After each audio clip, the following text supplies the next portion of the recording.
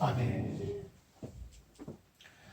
어젯밤 9시 뉴스에 이제 목사님 한 분이 출연하고 이제 사회자가 질문을 하고 이렇게 해서 이제 오늘 예배를 드리지 않았으면 좋겠다 이런 흐름으로 이제 끌고 가더라고요.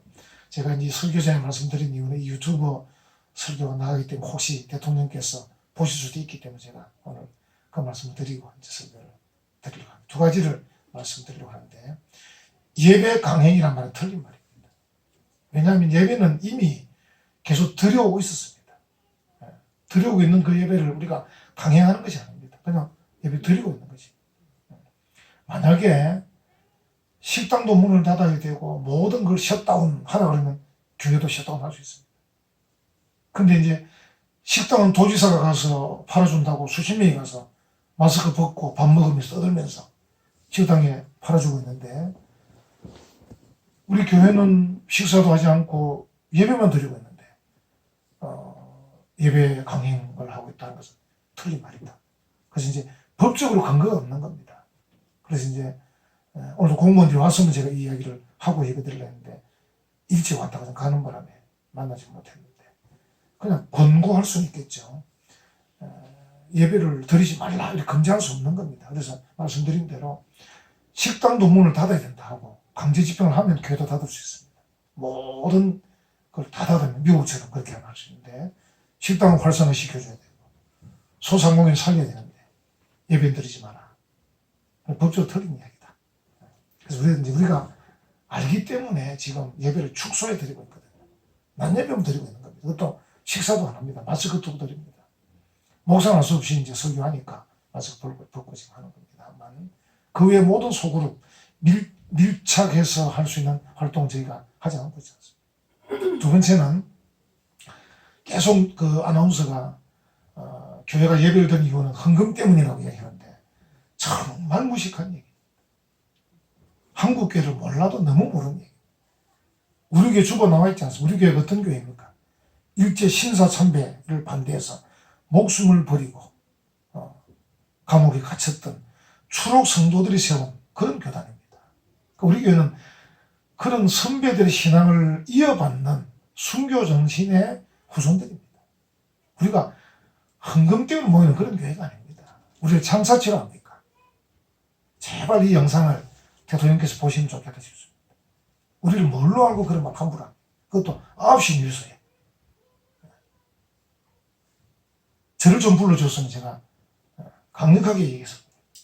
우리를 창사치로 합니까? 우리는 목숨을 걸고 예배하는, 일제시대 때 순교 정신을 맞섰던 그런 분들의 후손들입니다. 두 가지는 제가 짚어야 되겠다 싶어서 설교 전에 말씀을 드립니다. 그래서 이 영상을 제발 많은 분들이 좀 보셔서 당국자들이나 대통령께서 보셔서 앞으로 그 말들을 조심했으면 좋겠다. 적어도 우리가 힘은 없지만 신앙이 있어서는 목숨을 걸고 이렇게 말할 수 있는 그런 우리들이다 하는 것을 밝혀둡니다. 우리나라 서해에 북한 함정들이 나타납니다. 한 번씩 이렇게 공중에 북한 전투기가 뜹니다. 수시로 뜹니다. 불시에. 근데 이제 얼마 전에 그 주한미군 사령관이 이제 보고하기를 코로나19 사태로 인해서 요즘에는 북한 비행기가 안 뜨고 있습니다. 이렇게 보고했습니다. 아마 뭔가 좀 어려움이 있다는 뜻이죠. 물론 이제 북한의 함정이나 비행기가 언제 나타나고 언제 뜨는지 우리는 알지 못합니다. 알지 못합니다. 마찬가지입니다. 예수님께서 세상의 최종적 종말의 때에 하늘에서 구름 타시고 오시는 날 우리는 알 수 없습니다. 오늘 본문에도 그렇게 말씀합니다. 그 날과 그때는 아무도 모른다. 어떤 말까지 하고 있습니까? 아들도 모른다. 어쩌면 이 말은 맞는 말은 아닌 것 같아요. 예수님께서 모르실 일은 없을 것 같은데, 그 정도로 아들도 모르고 아버지만 아신다 이렇게 말하는 것은 정말 그날과 그때는 아무도 모른다. 그걸 강조하는 말이 생각이 됩니다. 두 가지 종류가 있는데, 하나는 언제 예수님께서 오신다라고 말하는 이단들이 있어요. 제가 창원에서 개척할 때 처음에, 그때가 아마 1989년도인지 그때 다미 선교회가 있었어. 다미 선교회. 다미 선교회가 10월 28일인가 그때 예수님 오신다고 한창 얘기했습니다. 그래서 이제 날짜를 지정하는 이단이 있고요. 두 번째는 어떤 부류가 있냐면요. 날짜는 말은 안 하는데 주님 곧 오신다. 주님 곧 오신다. 이렇게 해서 우리들을 불안하게 하는 사람들이 있습니다. 주님이 다시 오시는 그 일은 우리를 불안하게 하는 일은 아닌데 괜히 우리로 하여금 야 이것저것 할 필요 없다. 지금 그거 할 때가 아니다. 다시 말하면 공부할 때도 아니고 돈 벌 때도 아니고 운동할 때도 아니고 주님 곧 오신다. 이렇게 해서 우리로 하여금 불안하게 만드는 그런 부류도 요 근래 많이 있습니다. 아마 여러분들이 그런 영상들을 유튜브에서 많이 볼 겁니다. 어지간하면 보지 마십시오. 어지간하면 제 설교 외에는 듣지 마십시오. 보지 마십시오. 유튜브 봐서 뭐 유익한 게 별로 없습니다. 검증되지 않은 것들이 많습니다. 그래서 적어도 뭐 여러분들 검증된 것들만 들으면 좋은데 이렇게 해서 날짜를 정하는 이단 또 날짜는 정하지 않지만 괜히 사람들로 하여금 불안하게 만드는 그런 부류도 있다. 그런 것을 여러분 알면 좋겠습니다. 예수님께서 지금 노아의 홍수 얘기를 하고 있죠. 노아의 홍수. 그러니까 노아 시대에 하나님께서 이제 심판하시겠다. 그러니까 방주를 만들고 그 방주에 들어가라 이렇게 하셨잖아요. 그래서 이제 노아가 사람들에게 막 증가합니다. 하나님이 심판하신다. 다시 말하면 무슨 말이냐면 너희가 이 상태로 살고 있으면 하나님이 심판하신다. 오늘 본문에 이제 뭐라고 말하냐면요. 이게 한번 보십시오. 이 내용을 쭉 보시면 뭐라고 말씀하고 있습니까? 38절 홍수 전에 노아가 방주에 들어가던 날까지 사람들이 먹고 마시고 장가들고 시집가고 있으면서 이렇게 이제 너희가 이 상태로 다시 말하면 하나님의 말씀에 귀를 기울이지 않고 쾌락적으로 정욕적으로 욕심적으로 탐욕적으로만 살고 있으면 심판받는다. 그래서 하나님 말씀에 귀를 기울이고 회개하고 그리고 때가 되면 방주로 들어가야 된다. 이렇게 이제 노아가 전했는데 사람들이 듣지 않았습니다. 노아의 그 말을 듣지 않고 그들이 늘 하던 다시 말하면 당연한 것으로 생각하던 그것들 표현은 지금 쉽겠지만 제가 앞에 말씀드린 대로 탐욕적이고 쾌락적이고 방탕한 그 삶을 그대로 살았다는 것입니다. 그러니까 하나님의 말씀에 대해서 귀를 기울이지 않고 노아가 하는 말에 대해서는 신경 쓰지 않고 자기들 나름대로의 생각대로 살았다는 것입니다. 그걸 예수님께서 이렇게 말씀을 하고 계신다는 것이죠. 여러분과 제가 어떻게 되냐면요. 우리의 삶에도 당연한 것들이 있습니다. 정말 이 말대로 먹고 마시는 일, 시집가고 장가가는 일. 아니 요 표현 그대로라면 얼마나 뭐 별일 없을 겁니다. 얼마나 좋겠습니까? 근데 사람들이 뭡니까? 이 당연한 것들에 너무 방점을 찍는 거죠. 야, 먹고 마시는 게 얼마나 중요하나. 시집가고 장가가는 게 얼마나 중요하나. 여기 이제 시집가고 장가가는 게 중요한데 여기에 이제 어떻게 됩니까? 여기 이제 선을 벗어납니다. 그래서 다른 죄들을 짓습니다. 요 근래에 이제 그런 죄를 지은 사람이 이제 붙잡혀 지금 구속돼 있고 재판을 할 건데 그러니까 정상적인 시집가고 장가가는 일은 말하는 게 아닙니다. 방탕한 길, 탐욕적인 길 그런 말하는 거. 먹고 마시는 것 말하는 거 아닙니다. 먹고 마시는 게 더 중요하다고 생각하는 거. 이게 문제입니다. 그러니까 우리가 당연하다고 생각하는 일에 너무 방점을 찍어서 살고 있는 삶에 대해서 지금 주님께서 말씀하고 계신 거죠. 다시 말하면 당연하다고 생각하는 그 일 때문에 우리가 주님의 말씀이 귀에 들어오지 않는 상태를 말하는 거예요. 여러분들이 지금 교회 오셨고 또는 평소에 집에 계셔서 하나님 말씀을 듣기도 읽기도 하시는데 별 중요하게 생각하지 않게 한쪽 귀로 듣고 한쪽 귀로 흘리는 그 상태를 말하는 거죠. 주의 말씀에 귀를 기울이고 그 말씀에 순종하고 그 말씀대로 실천하는 그 삶이 없이 먹고 마시고 시집가고 장가가는 그 일에 초점을 맞추었어. 거기에 온 정력을 쏟았어. 그렇게 사는 것. 그렇게 살면요. 이 노아의 때에 그 사람들이 노아가 뭐 외쳤지 않습니까? 너희 이대로 살면 안 된다. 회개하고 방주로 들어오라. 했을 때 그들이 우리가 뭐 회개할 게 뭐 있냐 하면서 그 말에 귀를 안 고렸습니다. 그래서 그들이 당연한 듯 생각하는 그 일에 더 매진했습니다. 그래서 노아가 방주의 문을 열어놓은 것을 그들은 몰랐습니다. 문이 닫히고 난 뒤에야 그들이 알았습니다. 그 정도로 그들이 살던 그 정상적인, 어떻게 보면 일상적인 그 삶이 너무 매진한 것이죠. 그게 무슨 말이냐면 지금도 천국의 문은 활짝 열려 있습니다. 열려 있고 하나님께 은혜 받고 복 받을 일은 활짝 열려 있는데 사람들이 일상적인 삶에 너무 방점을 짓고 살다 보니까 이게 잘 안 보이는 겁니다. 그러다가 이제 주님 탁 오셔버리면 그때 때가 늦어버리는 것이죠. 그래서 이제 우리가 일상적인 삶을 삽니다. 먹고 마시고 시집가고 장가가고 공부하고 또 직장 다니고 사업을 하면서 삽니다. 살지만 일상적인 삶을 살지만 주의 말씀에 귀를 기울이며 살고 있다가 주님이 딱 오실 때 주님을 맞이할 수 있는 그 상태를 말하는 것입니다. 그 상태를 유지해야 된다. 그렇게 주님께서 말씀합니다. 여러분과 제가 주님이 내일 다시 오셔도 오늘 밤에 오셔도 문제가 없도록 사셔야 된다 그 말입니다. 그러니까 먹고 마시고 시집가 장가가는 걸 하지 말라는 뜻이 아닙니다. 이 균형이 문제입니다. 우선순위가 문제입니다. 그래서 성도들은 바쁘게 살면 안 돼요. 어떻게 살아야 됩니까? 중요한 것부터 먼저 하고 살아야 됩니다. 그 성도는 바빠 죽겠다 이런 말 하면 안 됩니다. 바빠서 죽을 일 뭐 합니까? 그 성도는 그런 말 하면 안 되고 그냥 항상 중요한 일부터 딱 차근차근 그리고 먹고 마시고 시집가고 장가가고 공부하고 돈 벌고 하는 거죠.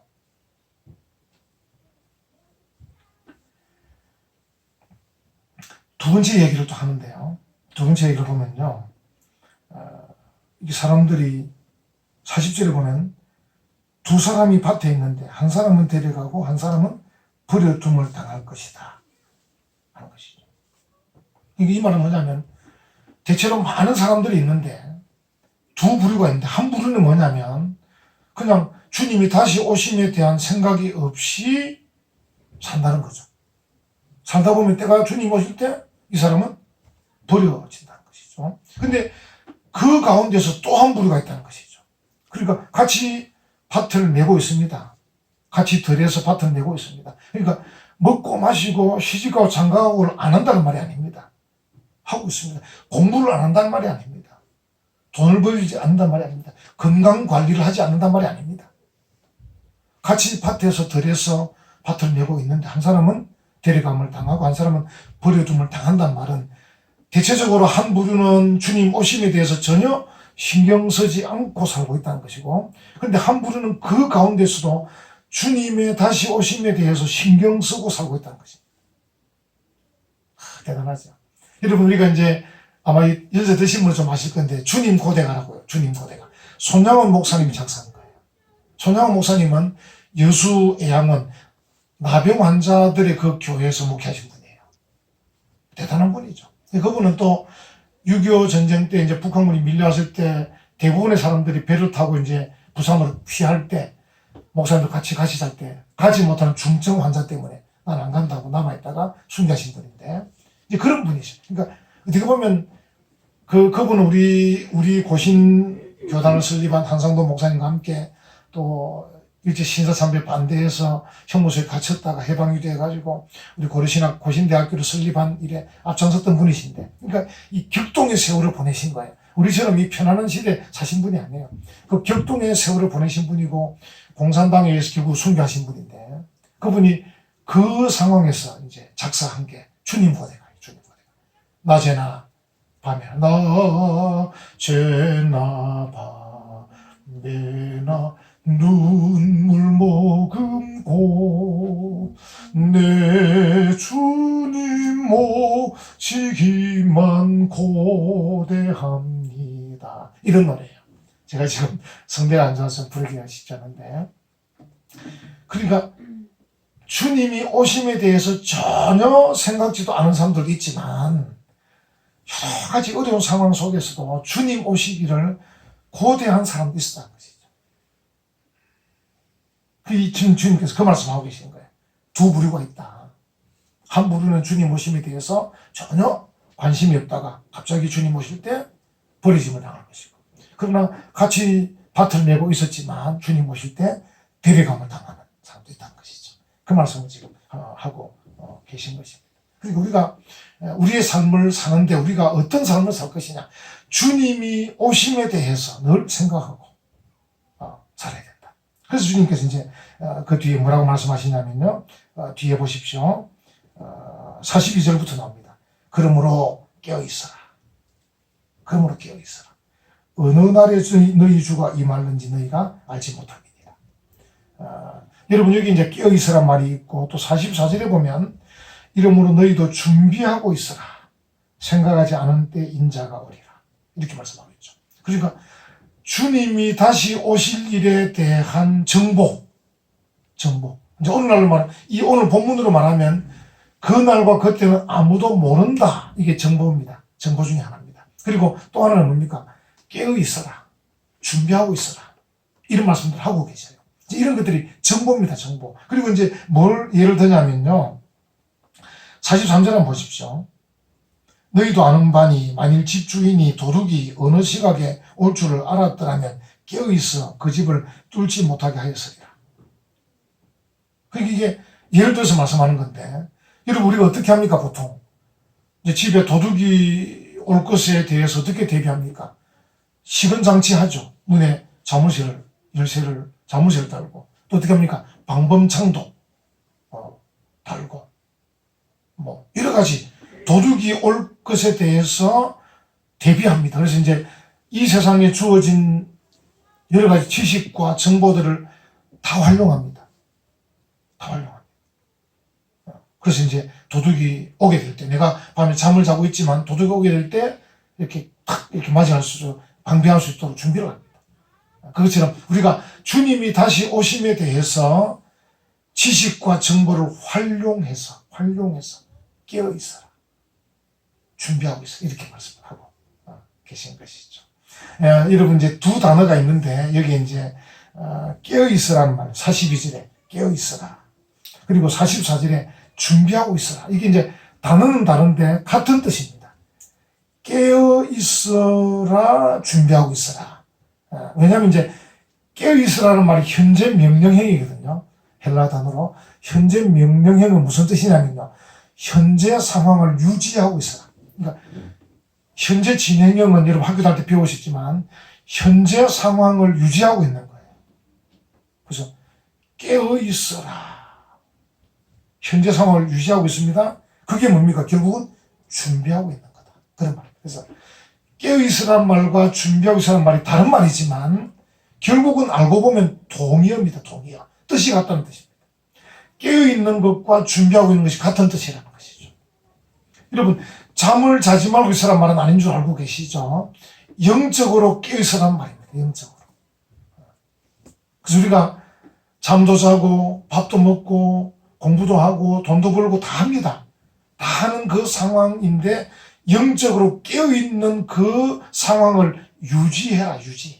유지해라. 그래서 깨어있어라, 준비하고 있어라는 말이 단어는 다른 말이지만 뜻은 같은 뜻이다. 그래서 깨어있어서 현재 상황을 유지하면서 준비하고 있어라. 이렇게 말씀을 하고 계신 것이죠. 우리가 이제 영적으로 깨어있다는 것은 찬송할 수 있어야 되고요. 찬송할 수 있고, 그리고 기도할 수 있어야 되고. 기도도 여러분 하시지만 쉬지 말고 기도하라는 말이 아무것도 하지 말고 기도하는 말이 아닙니다. 규칙적으로, 지속적으로 하는 거예요. 여러분이 하루에 1분을 기도해도 매일 1분씩 기도하라는 그런 뜻입니다. 그래서 걱정할 필요가 없습니다. 그래서 우리가 찬송하고 기도하고, 그리고 말씀을 듣고, 그래서 하나님 말씀에 순종하는 삶을 살고, 거기다 한 걸음 더 나가서 말씀에 따라서 하나님의 사랑을 이웃에게 전하며 사는 이런 삶이 깨어있어 준비하는 삶입니다. 그리고 우리에게 주어진 가정생활 잘하고 직장의 삶에 충실하고 사업하는 일에 열심히 부지런히 일하고 그리고 정직하게 사회생활하는 것들 다 포함되는 것들 다 포함돼요. 그런 걸 다 포함해서 우리에게 깨어 있어서 준비하고 있어라 이렇게 말씀하고 계시는 것입니다. 그러면서 이제 대표적으로 한마디 합니다. 45절부터 이제 마지막까지 45절 한번 보셔요. 그게 어떤 종이라고 말씀하고 있습니까? 충성되고 지혜 있는 종이 되어 이렇게 충성되고 지혜 있는 종이 되어 다시 말하면 앞에 있는 깨어 있어서 준비하는 말의 하나 예를 들어서 말합니다. 깨어 있어 준비하는 그 삶을 하나 예를 들어 비유로 말하는데 충성되고 지혜 있는 종이 되라. 그 다음에 참 중요한 말이 나옵니다. 45절 충성되고 지혜 있는 종이 되어 주인에게 그 집 사람들을 맡아 때를 따라 양식을 나눠줄 자가 누구냐. 이게 무슨 말입니까? 그리고 우리가 깨어있어 준비하는 삶이란 것은 자기만을 위한 삶이 아니라는 뜻입니다. 이게 보면 주인은 하나님이겠죠. 주인에게 그 집 사람들을 맡았다. 우리 은혜와 평강교회는 이곳 이 김해 지역, 이 장류 지역, 유라 지역을 맡았습니다. 그래서 그 집 사람들을 맡아 때를 따라 양식을 나눠줄 자가 누구냐. 그러니까 깨어있어서 준비하여서 주님이 다시 오실 때에 데려감을 당하는 그런 구원받는 그 삶을 사는 사람은 자기만 위해서 깨어있고 준비한 삶이 아니고 자기뿐 아니라 자기 주변에 하나님께서 우리에게 주신 이 일터에서 이 사람들에게 양식을 나눠줘야 된다는 것이죠. 그래서 깨어있어 준비한다는 이 말은 우리에게 특권이기도 하고, 그렇지. 하나님의 말씀을 잘 듣고 은혜를 받아서 깨어있고 준비해야지. 우리에게 주어진 특권일 뿐 아니라 책임이고 의무라는 것입니다. 그리고 사명이라는 것입니다. 제가 뭐라 말씀드렸습니까? 성도는 사명에 살고 죽어야 된다라고 말씀드렸죠. 그러니까 사명이 없는 성도는 욕심쟁이고 개인주의 된 사람이고 그 사람은 구원의 길을 갈 수 없습니다. 구원의 길을 가는 복된 사람은 이 스케줄 쭉 따라서 자기뿐 아니라 다른 사람까지도 이렇게 해서 함께 양식을 나눠주면서 주의 나라로 데리고 가는 이 스케줄 따라 걸어가는 그 사람이야말로 택함받은 사람이고 구원받은 사람. 그래서 깨어있어 준비한다고 하는 것은 자기만을 위한 것이 아니고 자기뿐 아니라 자기 주변의 모든 사람들, 자기에게 맡겨진 사람들, 여러분 같으면 직장의 동료들, 학교의 학생들, 또 우리 동네 사람들, 이 모든 사람들이 주인이 우리에게 맡겨준 사람들이에요. 그 사람들에게까지도 우리가 주님 오심에 대해서 선포해야 되고, 그리고 주의 말씀에 따른 공의롭고 정의로운 삶을 살라고 얘기해야 되고, 그리고 그 사람들에게 내게 있는 것을 나눠줘야 되고, 사랑을 베풀어야 되고, 은혜를 나눠줘야 되는 그런 삶을 살아야 됩니다. 그런 삶을 다 포함하는 것이 깨어있어 준비하라 이런 뜻입니다. 그 여기 얼마나 멋지게 표현합니까? 충성되고 지혜 있는 종이 되어 주인에게 그 집 사람들을 맡아서 때를 따라 양식을 나눌 자가 누구냐? 접니다, 하나님. 이렇게 이제 우리가 말할 수 있어야 된다. 46절에 보면 주인이 올 때 그 종이 이렇게 하는 것을 보면 그 종이 복이 있으리로다. 복이 있으리로다. 얼마나 참 좋은 말씀입니까? 그리고 47절에 내가 진실로 너에게 이르노니 주인이 그의 모든 소유를 그에게 맡기리라.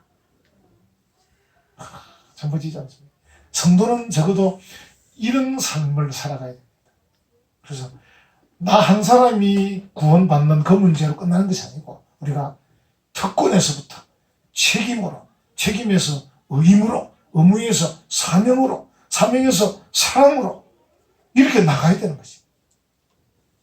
그래야 주인이 복 주시는 정말 충성되고 지혜로운 그런 종이 되는 것입니다. 우리가 그런 어떤 목표를 향해서 나가야 됩니다. 할렐루야. 그래서 우리는 개인주의의 사람이 아니고 욕심주의의 사람이 아니고 탐욕의 사람도 아닙니다. 우리는 정말 이런 사명을 감당하는 하나님이 정말 칭찬하시고 복 주실 그런 사람이다 하는 것이죠. 안타까운 것은 세상 사람들이 참 이런 말씀 잘 듣지 않는다는 것이죠. 여러분, 노아 시대에 노아가 방주를 지으면서 얼마나 외쳤겠습니까? 사람들이 이렇게 참 귀등으로 들은 것이죠. 귀등으로.